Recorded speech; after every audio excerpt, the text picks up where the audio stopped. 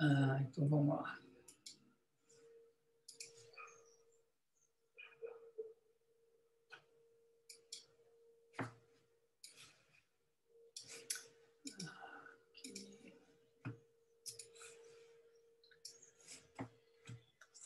Muito bem. Então, essa é a última aula desse bloco, onde a gente está olhando as correções, tanto de correções relativísticas, como correções que vêm devido à presença do spin do próton no átomo de hidrogênio. Então, deixa eu começar aqui escrevendo novamente nossa pequena hamiltoniana de hidrogênio, né? A gente tem, então, aqui os termos de H0, então, simplesmente energia cinética mais energia potencial menos E2 sobre R, que é o que a gente resolve no átomo de hidrogênio Schrödinger. Todos esses três termos aqui de cima são correções devido à relatividade, devido ao fato do elétron satisfazer uma equação que é uma equação de Dirac, não uma equação de Schrödinger, é uma equação que é consistente com a teoria da relatividade, e esses três termos são as primeiras correções que aparecem devido à relatividade. Então, um termo que vem de energia cinética, uma correção que a gente chama de correção spin-órbita, onde aparece acoplamento do momento angular orbital com o spin, e esse que a gente chama de termo de Darwin, que dependem do valor da função de onda na origem. Tem uma delta de R aqui. Os outros termos que estão aqui embaixo, eles são correções devido ao fato de que o hidrogênio é um problema de dois corpos e o próton, que é o segundo corpo, ele tem um momento magnético que gera, portanto, um campo magnético, e esse campo magnético interage, então, com o elétron. Aparecem também aqui três termos. Um termo que é um termo orbital, que é um acoplamento do tipo spin-órbita aqui de cima, é o acoplamento do momento angular orbital com o spin do próton. Aparecem os termos aqui que a gente chama de interação dipolo-dipolo, que é uma interação do momento magnético do próton com o elétron, e tem esse último termo que eu vou falar um pouquinho mais sobre ele hoje, que é o chamado termo de contato, que também envolve o valor da função de onda na origem. Então, vamos só recordar um pouquinho de onde vêm esses caras todos aí. Então, qual que é a origem, não só do termo de contato, mas de todos esses termos que a gente chama de correções hiperfinas? Eles são devido ao campo magnético do próton. Então, o próton ele é um pequeno imãzinho, então ele tem um momento magnético, MI. Esse momento magnético, então, qual que é o campo gerado por um dipolo magnético, né? Então, se você tem um pequeno ímã colocado na origem, ele gera um potencial vetor MI vetor R sobre R ao cubo, e o valor de MI é um valor intrínseco do dipolo, a intensidade desse dipolo, e tem um campo magnético associado, que é o rotacional desse potencial vetor. Certo? Então, esse campo magnético gerado pelo próton, ele vai interagir de duas formas. Então, primeiro, existe a força de Lorentz, né? Você tem um elétron em movimento e o campo magnético provoca uma força, né? V vetor B sobre o elétron, a força de Lorentz, e quando você escreve isso em termos da formulação hamiltoniana, ele aparece dessa forma. Onde você tem o P, você coloca P menos Q vezes A. Então, isso aqui, né? Essa interação aqui, é essencialmente a força de Lorentz reescrita de uma forma hamiltoniana. É assim que ela aparece. Aqui tem o potencial ali externo, e você tem também a interação do spin do elétron. Então, o elétron também é um pequeno imãzinho, ele sente esse campo magnético externo do próton, e a interação é M escalar B. Certo? Essa é a interação de um dipolo magnético com um campo externo. Aqui, no caso, o campo externo é o campo provocado pelo próton. Então, tem essas duas contribuições. Essa daqui, primeiro, é quando a gente abre esse quadrado. Então, primeiro, o A é pequeno, a gente despreza o termo de A quadrado, e esse termo P escalar A acaba dando origem a esse termo orbital aqui. Tá? Então, a origem do termo orbital é basicamente força de Lorentz aqui. Esses outros termos aqui, então, só para lembrar, né? Deixa eu lembrar um pouquinho aqui, o momento magnético do elétron, né, é Q sobre 2m vezes o spin do elétron. E tem um fator giromagnético que aparece que para o elétron é essencialmente 2. Tá? Então, a gente pode escrever isso de uma outra forma, em termos dessa constante Mb, que é o magneton de Bohr. Né? Então, fica uma certa salada de constantes aqui. O momento magnético do próton é a mesma coisa, Q sobre 2m spin do próton. A carga é oposta, né? Então vai um sinal de menos aqui. Gp é o momento magnético do próton, o fator giromagnético do próton, que é perto de 5,6, e mais, né, tanto ms como mi são proporcionais aos spins, né, S e I. Deixa eu colocar um menos aqui, que faltou um menos aqui na frente. E aqui uma curiosidade que eu comentei acho, na aula passada, mas não entrei em detalhes. O fator giromagnético do elétron, ele não é exatamente 2. Né? Existem correções a esse fator 2 que vêm do campo eletromagnético também, da interação com o vácuo. Então, o fator giromagnético é assim. Imagina que você tem cargas em movimento. Essas cargas em movimento, elas têm um momento angular, certo? Imagina que tem uma carga rodando.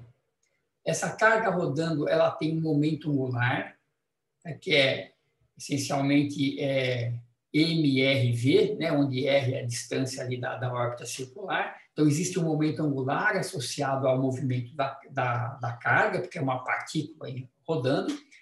E também existe um campo magnético que ela cria, porque é uma carga circulando. Então, a relação entre o campo magnético que você cria e o momento angular, né, que ambos vêm do fato de você ter uma carga rodando, é chamado fator giromagnético. Né? Lembra do nome, né? O giro, que é o momento angular, transformado em magnético.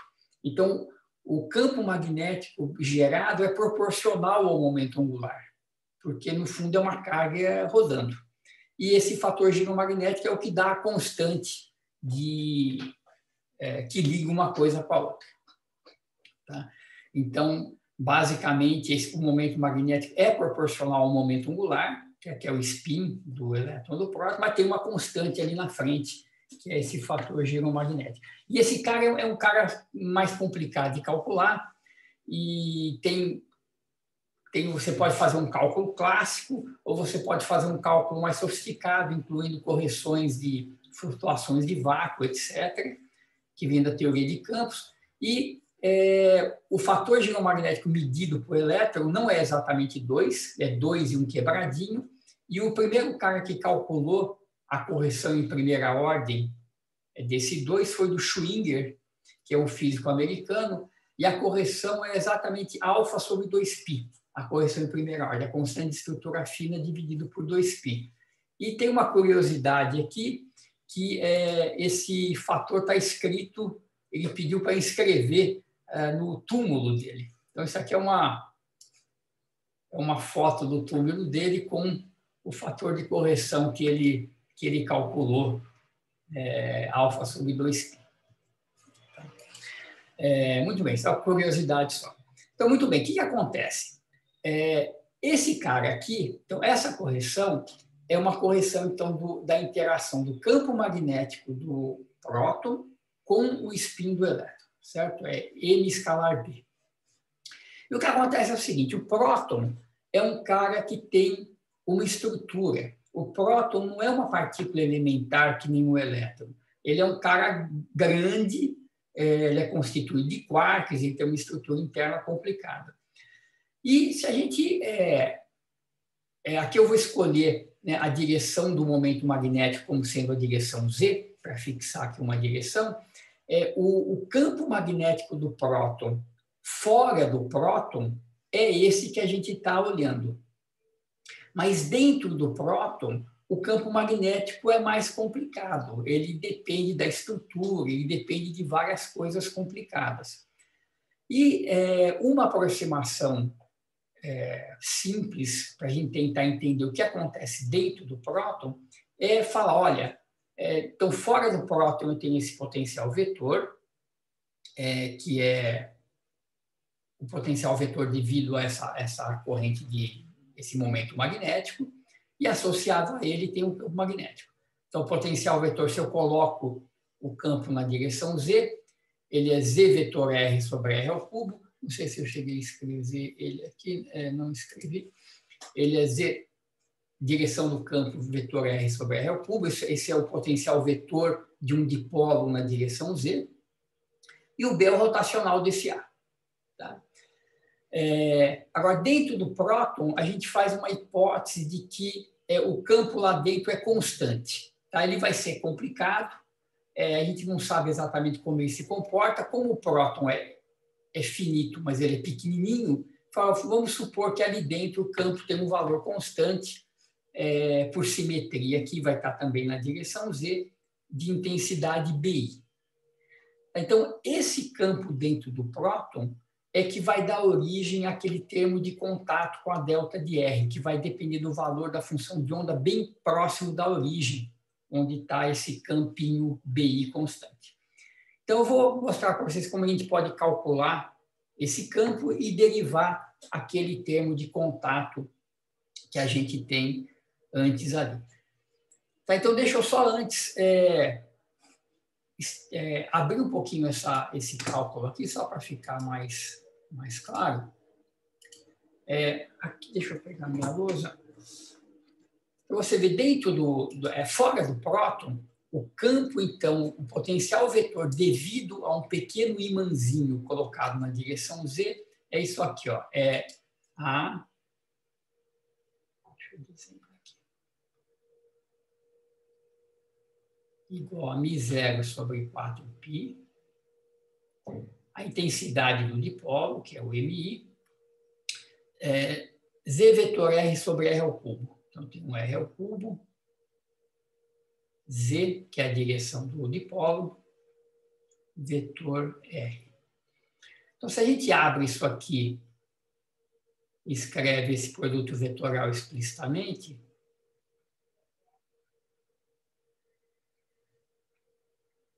isso, o próton é um sujeito esférico, né? Então ele tem uma região esférica, então ele tem um dipolo magnético, fora, então qual que é a ideia? Que esse dipolo que o próton representa, então ele tem cargas aqui, então ele tem um dipolo magnético. Se você olhar de longe, você percebe esse campo magnético de fato como um termo de dipolo. Mas quando você chega dentro do próton, isso muda. Tá? Então, não é mais um dipolo, a gente vai dizer que dentro do próton eu tenho um campo constante aqui na direção Z. Tá? Então, visto de longe, ele é um dipolo, dessa forma aqui, mas dentro dele ele é mais complicado, e como ele é pequenininho, a gente vai supor que o campo ali dentro não varia muito, ele é constante. Aí a questão é, qual que é o valor dessa constante? Como que isso aqui depende? Isso aqui tem que ser consistente com o eletromagnetismo. Tá? Então, a gente vai determinar esse BI mais ou menos fazendo condições de contorno aqui na região de dentro com a região de fora. Tá? Essa que é a ideia. Então, abrindo esse produto vetoral Z vetor R, isso aqui vai dar menos Y na direção X, X na direção Y e 0 na direção Z. Esse é o resultado desse produto vetorial aqui. Então, o B, vamos calcular, por exemplo, qual que é a componente X do campo B? É a componente X do rotacional de A. Então, isso aqui é ddy de AZ isso, menos ddz de AY. O AZ é zero, não tem campo lá. Então, aqui a gente vai ficar com menos ddy do A, menos ddz do AY. Então, quem que é o AY? É M0 sobre 4π, que é constante, MI, e aí eu vou fazer, tem um menos aqui na frente, ddz da componente Y, que é x sobre r ao cubo. Então, x cai fora da derivada, mas o r depende de x, y, z. Então, isso aqui vai ficar menos μ0 sobre 4π, mi, x, ddy de 1 sobre r ao cubo. Então, como é que a gente faz essa derivada? É menos 3 sobre r à quarta, dr dy. dr dy é y sobre r. Né? Vamos lembrar aqui, r é isso aqui.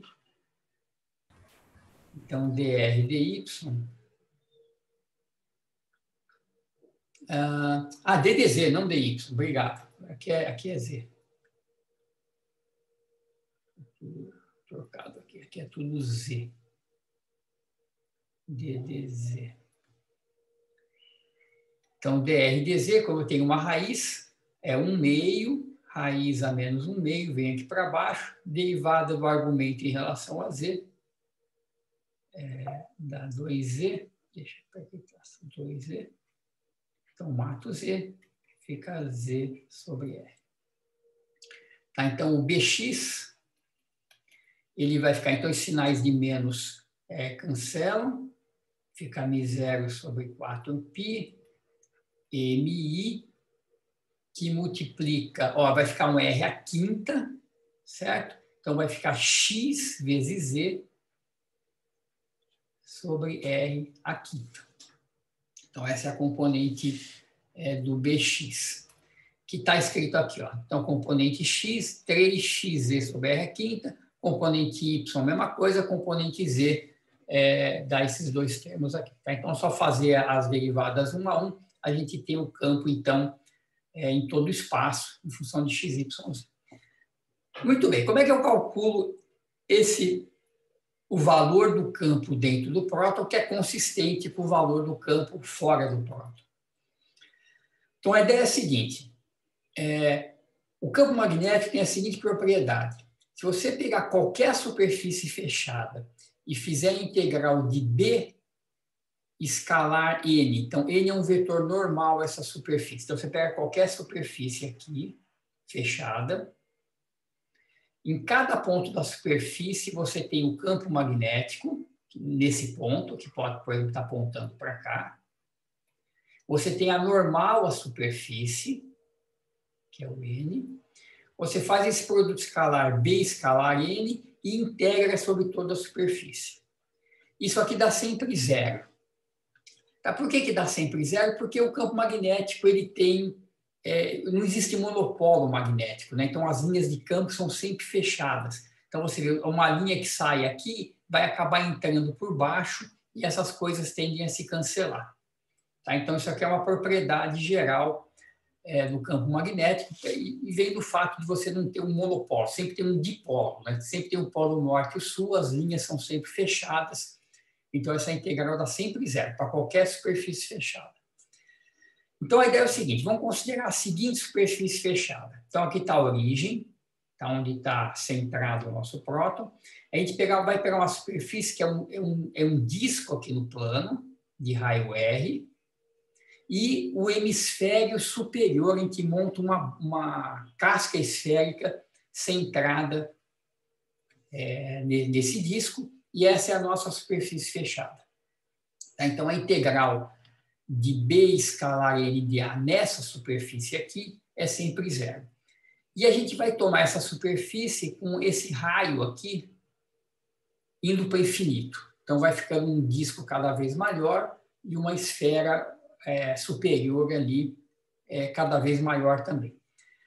Então, o que acontece? O B aqui nessa superfície esférica é o B como o R vai ficando grande, é sempre o B fora do próton, certo? Porque eu estou calculando ele num lugar bem distante, bem grande. E esses caras todos aqui, eles caem com R ao cubo. Se você tem um quadrado aqui dentro, um R aqui embaixo, então esses caras caem com R ao cubo. Então, o campo magnético aqui, o B aqui, ele vai com R ao cubo.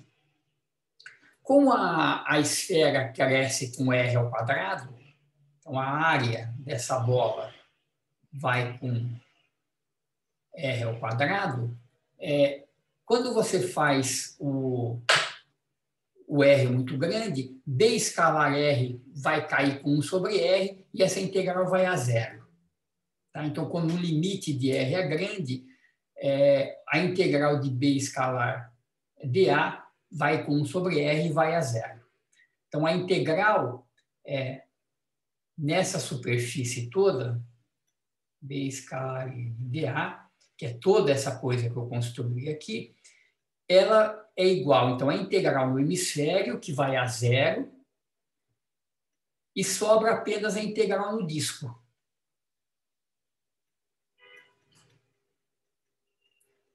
Tá? Porque a integral na bola vai a zero. Então, a gente pode calcular a integral no disco, e isso aqui tem que ser zero. Tá? Então, vamos calcular a integral aqui. Qual que é a integral aqui? Olha, o campo magnético, eu vou calcular, então, os valores do campo aqui no plano XY e vou integrar nessa área aqui de baixo. Então, olha só, o campo magnético no plano Z igual a zero some a componente X, some a componente Y e a componente Z, isso aqui também some, fica menos μ0 sobre 4π MIR ao cubo. Tá? Esse é o valor do campo no plano. Então, olha só, a integral ali no disco é uma integral, então. Então, vamos supor que o raio, então, está aqui meu plano. Eu vou integrar em todo o plano, para R indo para infinito. O próton, nesse plano, ele tem um certo raio ρ0. Tá? Seja ρ0 o raio do próton. Então, eu vou fazer a integral nessa bolinha, então, de 0 até ρ0, φ de 0 até 2π, e a integral fora, 0 a 2π de ρ0 a infinito. Então, dentro do próton, eu estou supondo que o campo é constante. O valor é BI, o B interno, que é constante. Então, sobra a área dessa bolinha aqui, π ρ0 ao quadrado. Na área externa, o campo, então, é isso aqui, menos μ0 sobre 4π MI sobre R ao cubo. A integral em dφ dá 2π. E essa integral em dr, o que vai dar?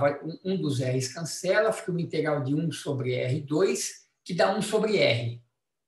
Então, 1 sobre R no infinito dá zero, e no ρ0 sobra aqui 1 sobre ρ0.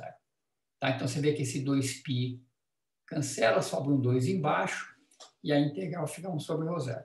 Como isso tudo tem que ser zero, eu tiro daqui o valor do campo interno do próton. Tá? Então, ele tem que ter esse valor que depende do raio do próton, depende do MI, etc. Tá? Então, muito bem. Achado esse valor constante, a gente volta lá para Hamiltoniano. Então, lembra, né? Eu vou considerar, então, a interação entre o spin do elétron e o campo magnético que o próton produz, que onde é que está aqui? É esse cara aqui, certo? É a interação do spin com o B, o campo magnético do próton. Está aqui. Então, fora do próton, B é rotacional de A, com aquele A, e isso foi o que a gente calculou na aula passada, e dá aquela contribuição de dipolo-dipolo, que é aquele cálculo meio complicado, que tem que fazer aquele monte de contas ali para chegar naqueles termos. Falta a contribuição dentro do próton, que a gente não levou em conta. Tá? Então, eu vou calcular a contribuição desse cara quando o B está localizado ali dentro do próton. Então, como é que a gente pode estimar isso? Então, vamos lá. Então, dentro do próton, eu vou pegar aquele pedaço da newtoniana e vou supor novamente, para fazer a conta aqui, que o B está na direção Z e o seu valor é BI dentro do próton. Então, isso aqui fica SZ vezes BI. BI é constante e é aquela constante que a gente calculou. E qual que é, então, a correção na energia devido a esse cara? Então, a correção na energia em primeira ordem é o sanduíche da perturbação no estado, certo? Então, está aqui. Então, vamos jogar, então, pegar uma função de onda genérica e calcular essa contribuição. Então, 2μ sobre H cortado, BI é constante, certo? SZ vai atuar na parte de spin, eu vou deixar a contribuição do SZ aqui de fora, e o que sobra é a integral do módulo de π ao quadrado, certo? Porque todo esse W meio que é constante, ele sai para fora, sobra a integral de módulo de π ao quadrado na região do próton. Então, eu estou calculando isso aqui só vale dentro do próton. Então, eu tenho que fazer essa integral de módulo de π ao quadrado para R menor ou igual que ρ0, que é a região do próton. Tá? Então, o que isso dá? Olha só, a constante 2μb sobre R cortado, SZ, o BI, estou substituindo o valor do campo que a gente encontrou, e essa integral aqui, como o ρ0 é muito pequeno, eu vou aproximar pelo valor do integrando na origem, vezes o volume de integração. Tá? Então, como o ρ0 é bem pequenininho, calcule isso aqui na origem, dá a integral do volume contido em ρ0, que é 4/3 de ρ0 ao cubo. Certo? E olha só o que acontece. Esse ρ0 ao cubo mata o ρ0 ao cubo do B. Então, apesar do próton ser muito pequenininho, isso aí gera uma contribuição líquida que independe de ρ0. Então, esse ρ0 mata, a gente rearranja aqui as constantes, então está aqui, ó, μ0 sobre 4π está aqui, que mais? Aqui MI, SZ, está aqui, essas constantes todas aqui sobram 2 vezes 4, 8, então 8π sobre 3, que aparece aqui, 2μ sobre B, módulo de π ao quadrado. Tá, então, esse ρ0 ele acaba cancelando e o efeito líquido daquela contribuição é uma coisa que depende só do valor da função de onda na origem. Então, transformando esse valor numérico novamente num operador, né, se eu tirar a função de onda, o efeito disso é colocar uma delta de R aqui, para que quando eu sanduichar com a função de onda, ele me dê a contribuição, então, do módulo quadrado de π em zero. Tá? Então, a contribuição líquida depende só do módulo quadrado da função de onda calculada em zero, e isso pode ser recolocado como uma delta de R no operador WC. Né? Você vê, eu estou simplesmente reescrevendo tudo isso aqui, agora substituindo o MISZ, que eu supus que estava na direção Z, por um cara mais genérico, então é o produto escalar, o fato de estar no zero, a gente coloca uma delta de R. Tá? Então, essa é a origem desse termo de contato, então, uma contribuição do campo magnético dentro do próton, a interação com o momento magnético do elétron. Então, aí que está. Pergunta do Rodrigo aqui, né? Por que se importa se o elétron não está dentro do próton? Na verdade, o elétron está em todo lugar, né? Então, aqui, nós vamos calcular isso aqui para o estado fundamental, deixa eu só colocar aqui mais para frente. Olha só, onde é que tem aqui? Deixa eu achar, só para ilustrar, espera um pouquinho. Deixa eu achar aqui. Aqui, ó. Essa aqui é a função de onda do estado fundamental do elétron. Então, isso aqui te dá a probabilidade, né, o módulo quadrado disso é a probabilidade de encontrar o elétron em algum lugar. E se você calcular em R igual a zero, isso aqui não é zero. Então, existe uma probabilidade do elétron estar dentro do próton. certo? Ele pode estar em todo lugar. Então, existe uma chance dele estar dentro. E, na verdade, você vê por estado fundamental, se você calcular módulo de π100 ao quadrado e plotar isso aqui em função de R, você vê o harmônica 00 é constante, né? 1 sobre raiz de 4π. A única dependência em R é exponencial. Então, na verdade, no estado fundamental, a maior probabilidade é que ele esteja dentro do próton. Né, que ele esteja ali perto da origem. Então, a coisa é mais complicada do que parece, certo? Então, aquele cara vai dar uma contribuição, e é uma contribuição importante que a gente vai calcular e vai medir aqui. Tá?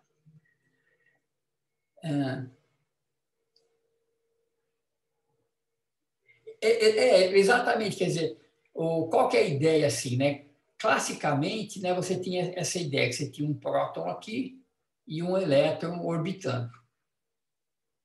Isso não dá porque o elétron em movimento circular é um elétron acelerado, ele emitiria radiação e cairia dentro do núcleo. Não funciona. Aí você faz a teoria quântica, você descobre que o estado fundamental do elétron, na verdade, é um estado estacionário, né? Então, você tem uma distribuição de carga que é estacionária, que não muda com o tempo e, portanto, não tem necessariamente um movimento, uma aceleração aí. E se você plota a densidade de probabilidade, ela é esfericamente simétrica e tem essa carga aqui. Então, se você olhar no espaço, é como se você tivesse a distribuição do elétron, né? Você tem aqui, e você tem uma nuvem eletrônica que é mais densa perto da origem e vai ficando mais rala conforme você se afasta do centro. Mas isso é estacionário, é uma nuvem eletrônica, e essa nuvem eletrônica interage aí dessas formas complicadas. É tudo muito difícil de visualizar, né? É aquela história, o que é de fato um átomo de hidrogênio, né? Ele é o que ele é. A gente constrói modelos para tentar interpretar, entender, calcular e fazer previsões. Mas é um mundo microscópico, ele é muito distante da nossa intuição, né? Então fica tudo muito estranho de imaginar, de pensar, mas os modelos que a gente constrói, esse tipo de modelo, funciona muito bem, né? Apesar de a gente ficar com essas imagens meio esquisitas na cabeça. Muito bem, então essa é a origem desse cara, e isso completa um pouco a estrutura que a gente olhou até agora, né? Então as correções relativísticas, que a gente meio que deduziu da equação de Dirac, e esses termos todos aqui, que vêm então da interação do elétron com esse campo magnético produzido pelo próton. Então, ele dá origem a todos esses termos aí. Muito bem. Então, vamos fazer uma conta, né? Vamos calcular. Onde é que nós estamos aqui? Aqui.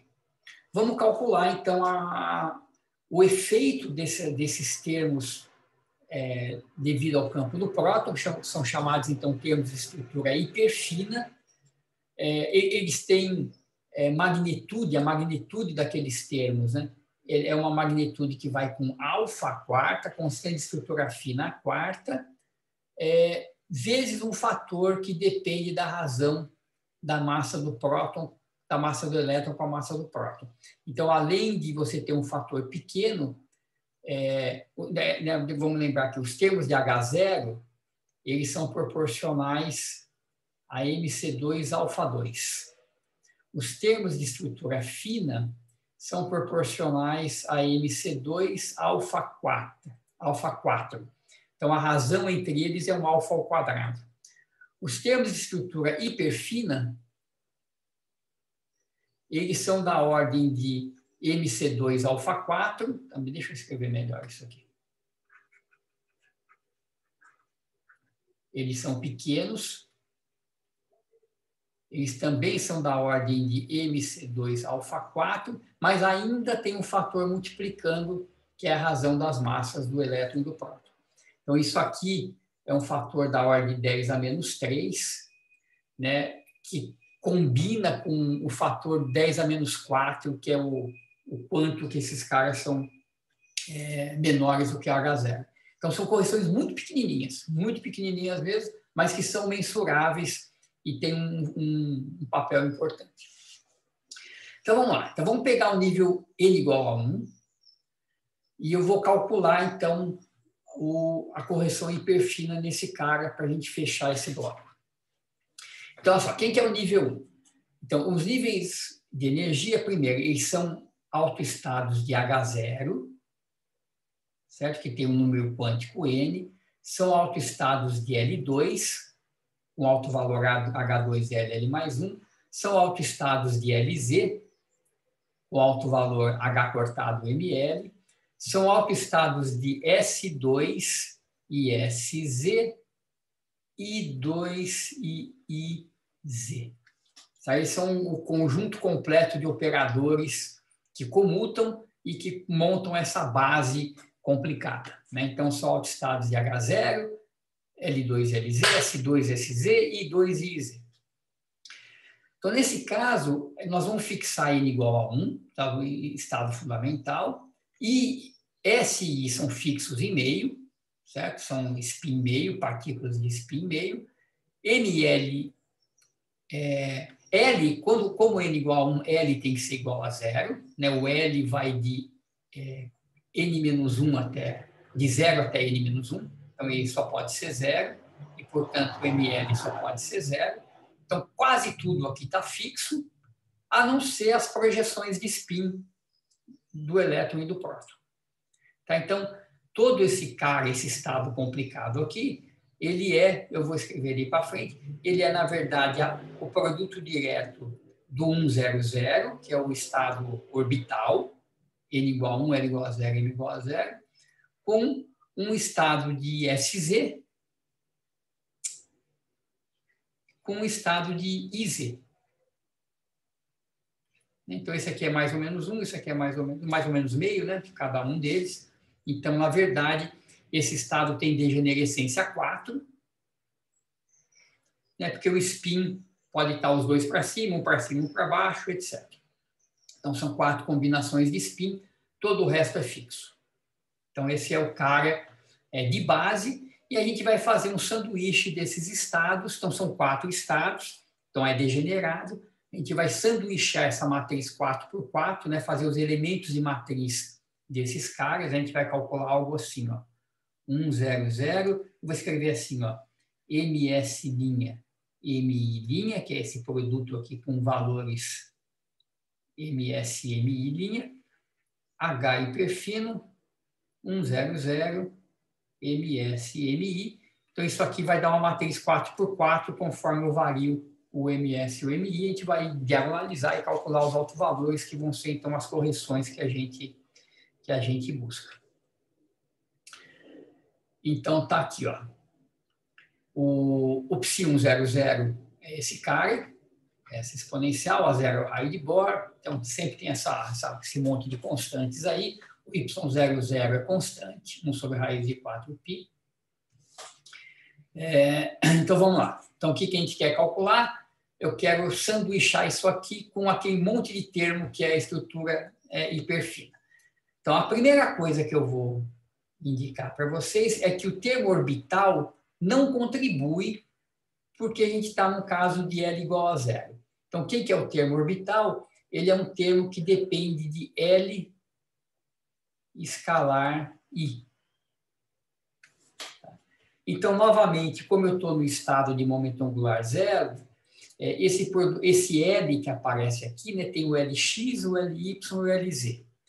O Lz aplicado aqui no zero, dá zero, que é o seu alto valor. O Lx e o Ly a gente escreve em termos de L mais e o L menos, e esses caras também dão zero, né? Não tem o que fazer. Não tem como... Só um pouquinho aqui. Só para a gente deixar isso claro, né? Então, vamos focar... Então, esse cara aqui, pensando só no L, ele vai ter uma contribuição em LZ, né, LZ e Z, vamos escrever direitinho. Opa. Aqui. LZ e Z vai ter YLY e XLX. E eu vou aplicar esses sujeitos todos no estado 100, com um certo MS, um certo MI. Vamos focar na parte orbital, né? Então, quando eu aplico LZ aqui, isso aqui dá 0 H cortado. MS, MI. Então, esse termo do LZ não vai contribuir. Os termos que têm L mais e L menos, a gente pode transformar em L mais e L menos. LX e LY, a gente transforma em L mais e L menos. Quando a gente aplicar o L mais, dá 0, certo? Porque o L não tem para onde ir, só tem o estado 00. Não tem também para onde ir. E eu não consigo abaixar também, porque eu só tenho L igual a 0, M igual a 0. Então, cada um desses termos aqui vai zerar e esse termo orbital não contribui. Vai dar uma contribuição nula. Tá? Muito bem. O termo dipolo-dipolo, eu vou mostrar, por fim, que ele também não contribui. O termo dipolo-dipolo é um termo bem complicado. Né? Lembra aqui ó, que o termo orbital é o que envolve I escalar L, como L é 0, não contribui. Esse cara é um cara complicado. Eu vou mostrar rapidamente para vocês depois que ele também não contribui no estado fundamental. Vou deixar por fim. E o termo de contato vai ser o termo que sobra e que vai dar uma contribuição importante. Então, vamos ver a contribuição do termo de contato. Então, está aqui a cara dele. Tem a interação, então, I escalar S e o delta de R. Então, está aqui os momentos magnéticos do próton e do elétron. Substitui ali. Esses Qs aqui, na verdade, eu estou usando uma notação compacta. Eu devia estar usando os 4π epsilon 0, que é o quadrado, na verdade, no sistema internacional, 4π epsilon 0 vezes I ao quadrado. Isso aqui é tudo no fundamental. Eu falei a conta só no estado fundamental. Tá, então, substituindo esses caras todos aqui, aparece uma montanha de constantes. Em particular, aparecem as massas, né, do próton e do elétron.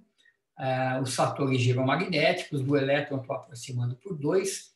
Aparece I escalar S, que vem daqui, e a delta de R. Tá, então, a menos dessa monte de constantes aqui, o termo é I escalar S e uma delta de R. E eu vou fazer o sanduíche desse cara nesse subespaço 4x4, né, que é o estado fundamental orbital, MS, aqui é MI. Na verdade, não é ML, é MI, o L é 0, né, MS, MI, que é o spin do elétron e o spin do próton aqui. Então, eu tenho que sanduichar, montar essa matriz e ver o que acontece. Então, o que a gente vê imediatamente aqui, né? Então, primeiro, vamos calcular a parte orbital. Então, olha só, a parte... está aqui escrito o elemento de matriz mais explicitamente. Então, aquela constante toda. A parte orbital é sempre 1,00, vai ter a delta de R aqui. Isso aqui vai ser simplesmente o valor da função de onda calculada em 0. E tem a parte de spin para calcular. Então, mais, menos, menos, eu tenho que calcular e escalar S nesse subespaço. Então, o que a gente vê aqui é o truque de sempre, né? Como eu tenho um I escalar S, deixa eu abrir aqui, a gente vai para a base de momento angular total novamente. Então, como aparece ali um I escalar S, a gente vê que é mais fácil, então, definir F, que vamos dizer assim, é o spin total do sistema, spin do próton mais o spin do elétron. Note que não tem momento angular, então esse F também é o momento angular total, certo? Porque o L é igual a 0. E a gente eleva ao quadrado, faz o truque de sempre. 2i escalar S. Então, o I escalar S fica a metade desse F2 menos I2 menos S2. E, como eu estou somando dois spins meio, eu sei que o F pode ser 1, e aí o MF é 1, 0 e menos 1, é o tripleto, ou F igual a 0 e o MF igual a 0, que é o estado de singleto. Então, a gente vai ter aqui, né, nessa nova base os estados 1, MF, e os estados 0, 0. Então, é o velho truque da questão 3 da prova. Então, vamos lá, vamos abrir isso aqui. Então, a gente vai para essa base do tripleto e do singleto. Esse cara aqui não muda em nada, né? A constante vem para cá. Isso aqui é a integral de π ao quadrado com uma delta de R, então é o módulo de π ao quadrado calculado em 0. Certo? E aqui eu vou calcular, então, mudo para essa base e vou para o espaço, então, F', MF', Fm. Então, F e F' são 1 ou 0, e o M, né, vai de menos F até F, é o nosso singleto e tripleto. Então, esses caras aqui, né, eu vou fazer essa base, né, 0, 0. Podia ter colocado duas barrinhas aqui para enfatizar. 1, 1, etc. 1, 0, 1, menos 1. Então, a gente vai para essa base do momento angular total. E nessa base, isso aqui é diagonal, certo? Então, a gente pode aplicar cada um desses termos. I2 tem sempre o valor 3/4 de H2. E S2 também. E só depende do F. Então, F aplicado aqui, deixa eu abrir esse termo novamente para ficar mais explícito. Então, eu tenho, né, F', MF', F2, e aqueles outros dois termos a gente soma e são constantes, 3 meios de H2. Então, isso aqui vai dar H2F, F mais 1, menos 3 meios de H2,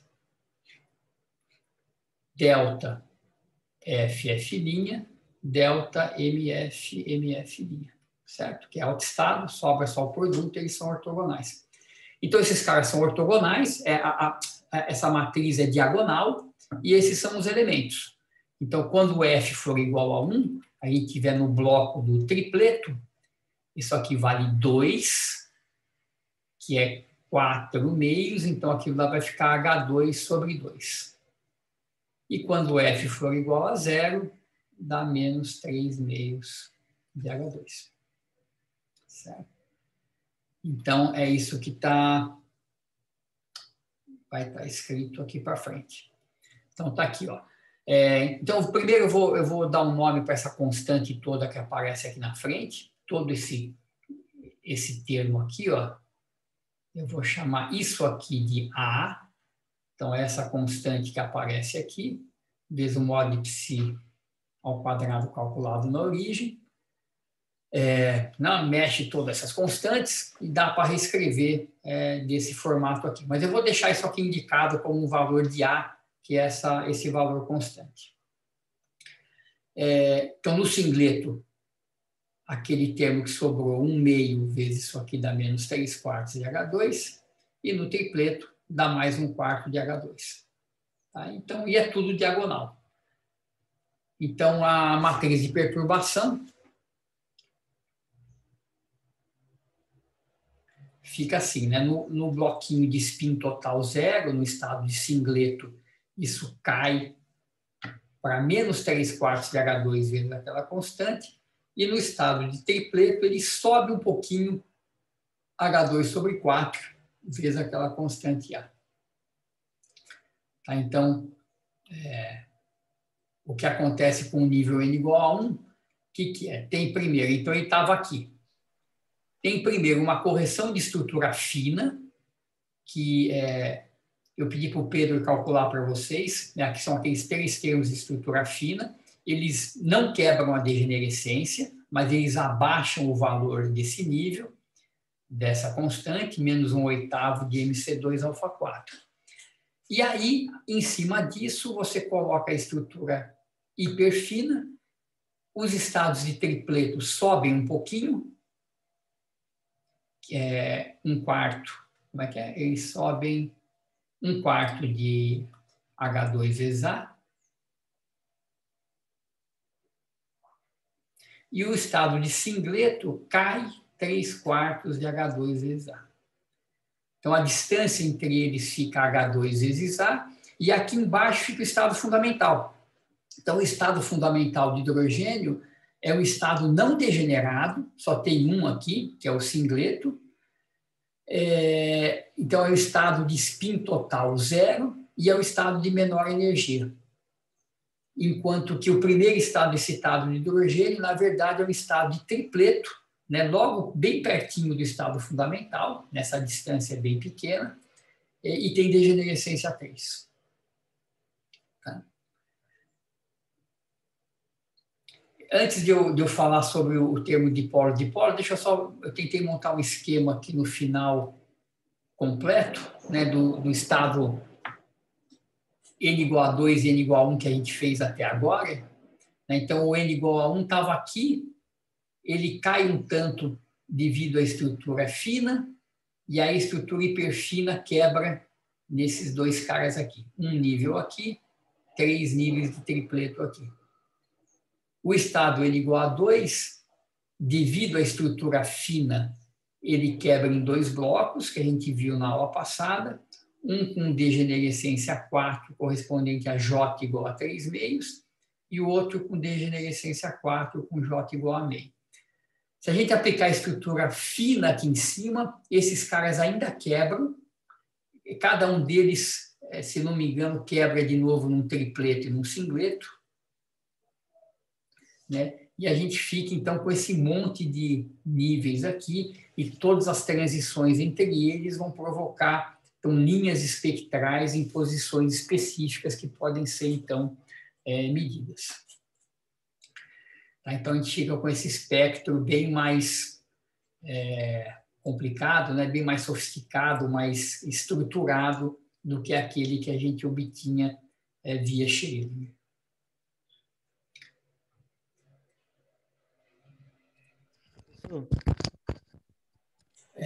Diga, Luiz, tem uma pergunta? Sim, então quando a gente falar em primeira camada eletrônica do átomo, a gente tem que fazer referência se ele é da estrutura fina ou da estrutura hiperfina? Então, é uma boa pergunta. Porque quando você fala assim, qual que é a primeira camada eletrônica do hidrogênio de verdade? Né? É esse cara aqui embaixo. Ó. É esse estado de singleto, onde os... Deixa eu voltar aqui que mais fácil. É esse estado aqui, então, esse é um estado eletrônico, né, onde o spin do próton e do elétron estão colocados nesse formato. Esse aqui é o estado fundamental de spin, então, do próton e do nêutron, vezes a parte orbital. E esse é o estado fundamental. Esse é o cara que realmente é o primeiro nível de energia. Então, se você resfriar o hidrogênio a temperaturas muito baixas, em princípio, os átomos vão parar nesse estado aqui, os elétrons vão estar nesse estado. Se você começa a jogar radiação em cima desse hidrogênio, eles começam a popular, então, primeiro esse nível. Então, se for uma radiação de frequência muito baixa, né, eles vão pular para cá e você vai começar a ver essas outras estruturas. Mas o estado fundamental é esse. Então, se você falar que, olha, o estado fundamental de hidrogênio é esse que a gente tinha calculado antes, a energia de ionização 13,6 eletronvolts, está errado. Assim, né? Isso é uma aproximação para o estado real. O estado real, na verdade, ele é mais baixo que isso aqui, a energia de ionização é maior, você tem que incluir tanto esse pulo aqui, que é a correção de estrutura fina, mais esse abaixamento aqui da estrutura hiperfina. Então, na verdade, a energia de ionização de hidrogênio é um pouco maior do que aquela prevista por Schrödinger.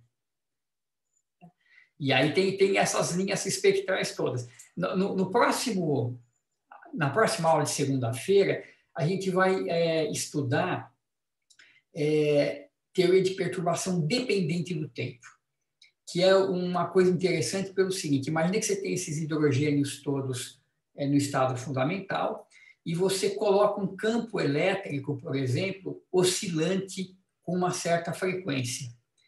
A gente vai ver que quando a frequência desse campo externo for da ordem, né, da diferença de energia entre os níveis, dividido por H cortado, você vai induzir essas transições. Então, você vai provocar uma ressonância e você induz essas transições. Então, colocando um campo oscilante adequado, você consegue induzir transições no hidrogênio e o que acontece? O elétron salta para cá, depois ele volta para o estado fundamental, emite fótons, e esses fótons vão dar, então, linhas espectrais que você pode detectar e confirmar, né, que os seus níveis estão nas posições esperadas. Tá? Então, mas o espectro de hidrogênio ele tem várias linhas. Você vê que essas linhas aqui têm energia muito baixa, então frequência baixa, comprimento de onda muito longo. Então, você tem que saber onde olhar, né, para buscar essas quebras de degenerescência também. Existem transições entre camada fina e hiperfina também? Então, existe. Quer dizer, aqui, nesse caso, você vê a estrutura fina não quebrou a degenerescência, né? Só abaixou. Então, quem provoca essa quebra é só a estrutura hiperfina. Agora, nos níveis mais excitados, os dois efeitos aparecem, né? Por exemplo, no N igual a 2, tem uma quebra parcial de degenerescência provocada pela estrutura fina. Então, você vai poder enxergar essa transição aqui. Isso aqui vai ter uma linha espectral associada. Mas, na verdade, quando você for ver mais de perto, essa linha aqui, na verdade, esse nível, na verdade, quebra em 2 e esse quebra em 2.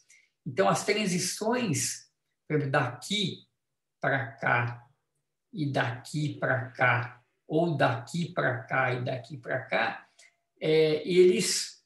elas são todas muito próximas, porque esse splitting aqui é pequenininho, mas elas são distintas. Então, onde você esperaria uma única linha, se você olhar com detalhe, você vai ver que tem 4 linhazinhas ali, todas muito perto uma da outra. E também vai ter essa linha associada a essa transição interna, né? Essa daqui é muito pequena, então um comprimento de onda super grande, mas eu acho que tudo isso é detectável experimentalmente.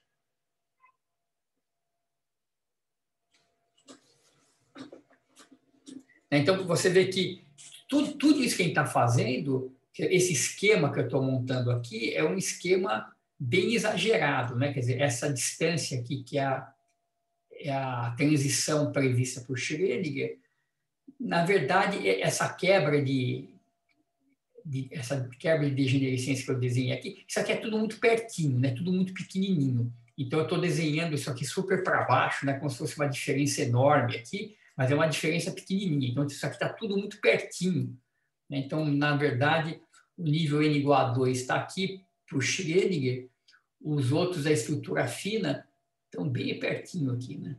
Então, é uma correção pequena. O fundamental também estava aqui, ele abaixa um pouquinho por causa da correção fina, e aí quebra um pouquinho aqui. Então, isso aqui é tudo muito pertinho. Então, a estrutura prevista por Schrödinger ainda é boa, é uma boa aproximação. Só que você olha com detalhe e você vê que tem mais linhas ali do que você esperava. Professor, é muito difícil a gente encontrar alguns resultados numéricos de laboratório para a gente comparar com o que a teoria daí? Não é fácil. Eu acho que dá para encontrar sim. Eu podia ter feito isso, mas isso acho que é bem tranquilo de encontrar. Acho que você procurar por aí, talvez até na própria Wikipedia deve ter alguma coisa com essas linhas. Isso é interessante. Eu vou ver se eu vou tentar encontrar. Se eu encontrar alguma coisa, eu mostro na aula que vem. Mas eu imagino que deva ser fácil, porque tudo isso é medido. E inclusive, essas correções todas, não só da estrutura fina, como da hiperfina, como correções adicionais, né, devido a flutuações do vácuo. Isso tudo é medido com uma precisão muito grande e é um dos sucessos, né, dessa teoria, tanto da teoria quântica quanto da teoria quântica relativística e da teoria de campos, né? Então, o fato de você poder medir essas coisas com essas diferenças mínimas com várias casas de precisão é bem importante. Eu vou ver se eu encontro isso e se eu conseguir, eu trago para vocês na aula que vem. Então, só tem um último ponto que eu queria falar, já está terminando a aula, vai ser mais curta hoje, que é mostrar que aquela parte da... Deixa eu voltar aqui. Do termo dipolo-dipolo, que essa contribuição também dá zero para o estado fundamental.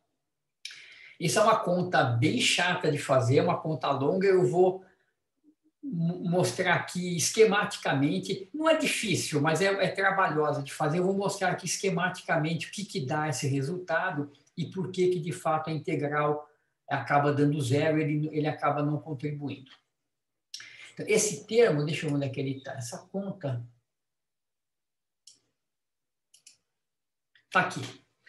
Então, está aqui, ó, o termo dipolo-dipolo é um termo bem complicado, né? Ele envolve um pedaço aqui que tem S escalar I. E esses caras aqui são mais chatos, né? Isso aqui é um S escalar o versor R, e isso aqui envolve um I escalar o versor R. Então, como que a gente calcula essas coisas, né? Então, primeiro, esse cara aqui é mais fácil, né? S escalar I, a gente sempre escreve como SZ vezes Z, e a parte em X e Y a gente substitui por S mais, S menos, e mais e menos. Tá? Então, a gente vai... Sempre que aparecem as componentes X e Y, é melhor transformar em mais e menos. Esses outros caras aqui, vamos pegar, por exemplo, o termo S escalar R. Então, quem que é? O R é o versor em coordenadas polares, esféricas, né? É seno θ, cosseno φ, seno θ, seno φ e cosseno θ. Então, um termo do tipo S escalar R, ele é isso aqui, né? Ele é SX seno θ, cosseno φ, mais SY seno θ, seno φ, mais SZ cosseno θ. Mesma coisa para o I escalar R, só trocar os S pelos Is. E, novamente, onde aparece SX e SY, a gente reescreve em termos de S mais e S menos em todo lugar. Então, quando a gente abre isso aqui, o que vai ficar? Vai ficar uma salada de termos envolvendo os ângulos também. E esses ângulos, quando a gente sanduichar com a função de onda, eles vão ser integrados em todo o espaço. Certo? Vai ser uma integral em R, isso aqui vai ficar um sobre R ao cubo, e a gente vai integrar também em todos os ângulos para calcular a contribuição disso aqui numa função de onda. Então, quando a gente reescreve tudo isso, depois de fazer uma conta grande, separar todos os termos, a gente descobre o seguinte, que a gente pode separar aqueles caras todos em 6 contribuições. Que tem esses nomes aqui, T0, T01, TS, T-S, TI, T-I. Esse alfa aqui é uma constante, na verdade, eu vou chamar de um alfa-tio, não é constante de estrutura fina, não. É uma constante que vem desses termos todos aqui na frente. Agora, quem que é o T0? Então, o T0 é um termo do tipo SZ e Z, né, que vem daqui. Então, esse é o termo SZ vezes Z. E ele vai multiplicar um Y20. Deixa eu só ver. Que esses Y que estão aqui, eles são a parte angular. Então, todas essas partes angulares aqui, dá para escrever em termos de harmônicos esféricos. Por exemplo, o cosseno θ é proporcional ao y 1, 0. É isso. Ao y 2, como é que é? Deixa eu me lembrar aqui. Ao y 1, 0, eu acho, né? Deixa eu ver se eu escrever isso certo. Bom, eu vou acreditar que eu fiz a conta certa aqui. É uma conta realmente longa, né? Quando a gente abre todos esses caras, você vê que o termo SZ e Z, tem um que vem daqui, vai aparecer um daqui, SZ e Z, e aqui também, né? Porque eu tenho um termo aqui que é SZ cosseno de θ, certo? Que é esse último aqui, e aqui vai ter um termo do tipo IZ cosseno de θ. Então, os termos de SZ e Z aparece 1 menos cosseno ao quadrado de θ, algo desse tipo. E isso pode ser escrito como um harmônico y2, 0. Então, vai ter termos do tipo S mais e menos, S menos e mais, SZ e mais, S mais e Z. Então, toda aquela salada de coeficientes que aparece aqui, então, envolvendo SZ, S mais, S menos, IZ, I mais e I menos, a gente pode reagrupar dessa forma. Então, o que é importante aqui é que a dependência angular, né, que vem fundamentalmente desses termos aqui, ela pode ser sempre identificada como um harmônico esférico do tipo y2 alguma coisa. Aqui é um 2, 0, aqui é um 2, 0, 2, 1, 2 menos 1, 2, 2 e 2 menos 2.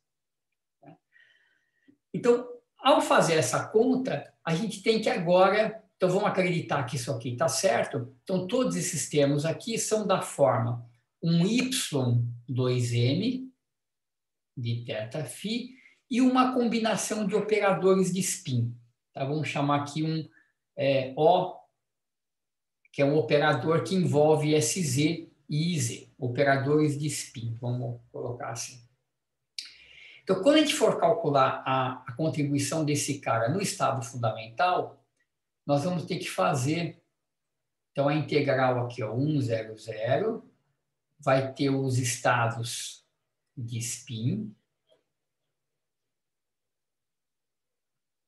Eu vou colocar aqui a contribuição de polo, e aqui, de novo, MSMI, para calcular essa matriz. A parte orbital disso aqui é 1, 0, 0. Então, todos esses termos aqui, tirando a parte de spin, tem um y2m, de alguma forma. E aqui vai ficar a parte dos operadores de spin,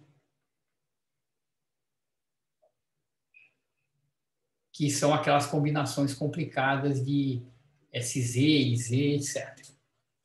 E isso aqui dá zero. Então, o ponto daquela contribuição dá zero é que a gente nem precisa calcular isso aqui, porque esse cara aqui dá zero. Essa integral, o que ela é? É a parte radial da função de onda, 1, 0 ao quadrado, R2dr. Na verdade, aqui na frente, tem ainda uma parte, um cara que é 1 sobre R ao cubo, tá, que vai aparecer aqui. Tá, tem esse 1 sobre R ao cubo que está aqui. Então, vai ter um R ao cubo. E vai ter integral, então, do y00 ao quadrado vezes y2m de ômega. Essa integral dá zero. Por que ela dá zero? Ó, o y00 é constante, certo? Então, vamos só olhar para essa integral aqui.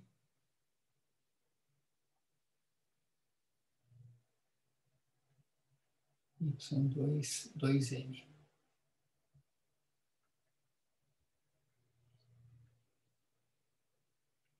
De ômega. O y00 é constante. Então, por exemplo, eu posso tirar da integral,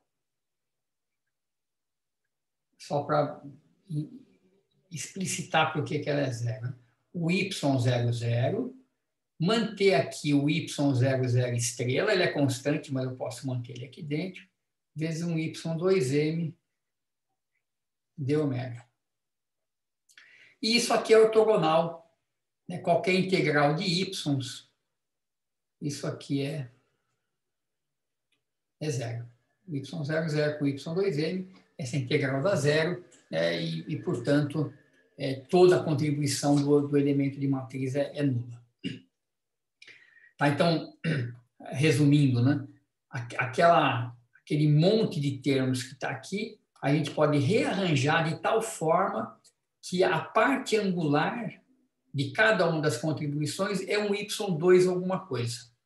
Como a gente vai integrar isso aqui com a função de onda que tem o y00, na verdade, dá a impressão que vai ficar um y ao cubo, né? Y00 estrela, y00 e y2m. Mas como é y00, ele é constante, eu puxo um para fora só para explicitar aqui que eu tenho uma relação de ortogonalidade com os y2m.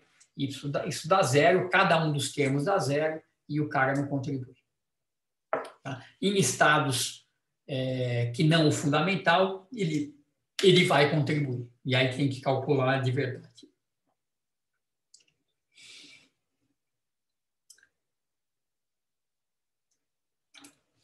Tudo bem, deu para pegar a ideia aqui? Eu não quis abrir essa conta. Essa aqui é uma conta realmente longa e a gente fica fazendo um monte de cálculo para mostrar que dá zero no fim. Então, eu resolvi mostrar de uma forma um pouco mais esquemática, né? Pulando essa álgebra de abrir isso aqui e mostrar que dá para escrever dessa forma.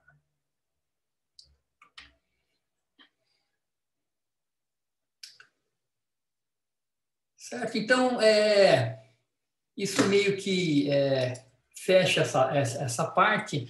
Então, eu acho que é um capítulo, vamos dizer assim, complicado, né? Porque a gente tem que entender a origem desses vários termos que aparecem aqui na Hamiltoniana do hidrogênio, mas eu acho bem bacana, né? Tem bastante física, o cálculo desses termos também é difícil, né? Cada um deles exige uma certa técnica de cálculo, mas eu acho que é bacana. Tá. Então, tem uma pergunta do Rodrigo que é interessante. Eu comentei que a gente vai, na aula que vem, né? Nós vamos fazer o que a gente chama de teoria de perturbação dependente do tempo, que onde é que está os níveis aqui embaixo? Que é introduzir na Hamiltoniana.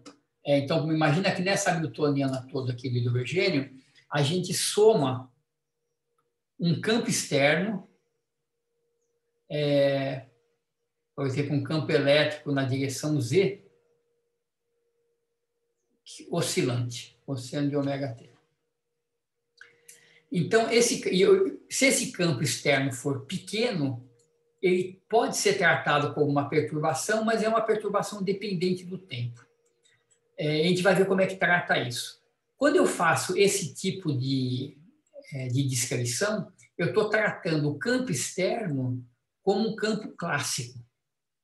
Tá? Então, isso aqui é um campo clássico que está interagindo com o meu átomo. Eu não estou quantizando o campo eletromagnético. Então, se eu quiser fazer um tratamento onde esse campo externo também é quântico, aí é outro papo. Né? Eu tenho que quantizar o campo eletromagnético e descrever essa interação em termos de fótons. Um campo elétrico oscilante, na verdade, o que ele faz é produzir fótons, e esses fótons vão interagir com o elétron e vão produzir transições. Não é isso que eu vou fazer. Eu vou tratar o campo externo como um campo clássico, né, que interagem. Isso seria a teoria quântica de campos. Na verdade, a gente vê um pouco disso no curso de Quântica 2 da pós. A gente faz a quantização do campo eletromagnético e vê como que a gente introduz esse campo quântico no átomo. Né? E a ideia, do fundo, é muito parecida, quer dizer, a interação do campo, por exemplo, com o movimento orbital continua sendo dessa forma, só que esse potencial vetor ele passa a ser quantizado e ele passa a ser descrito em termos de operadores de criação e aniquilação de fótons. Então, aí você vai ter o estado do átomo e o estado do campo, que pode ter um certo número de fótons nele. e vai ter operador A e a mais que aumenta um fóton ou destrói um fóton. Então, você pode, por exemplo, você está com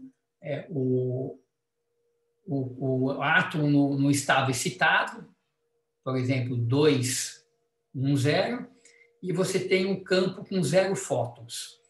Isso aqui pode fazer uma transição onde o átomo volta para o seu estado fundamental e você gera um fóton, que é o fóton detectado depois. Então, aí você tem que quantizar as coisas, é um outro tratamento. Tá? Então, o tratamento que a gente vai fazer é um tratamento clássico.